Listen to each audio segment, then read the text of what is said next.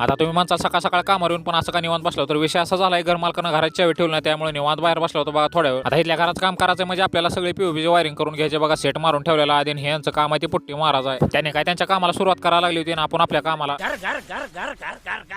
हाताटीचा काय पूर्ण भांग भरोसा झाला होता, त्यामुळे पहिले तर त्याला सगळ्या पीओपीच्या पट्ट्या मारून घेतल्या बघा पडून म्हणून आपण खाली. आणि असं 2 स्टूलच्या मध्ये जर तटी टाकली काय एक नंबर काम होतं बघा. चलो भाई देखो अब मैं क्या करता हूँ.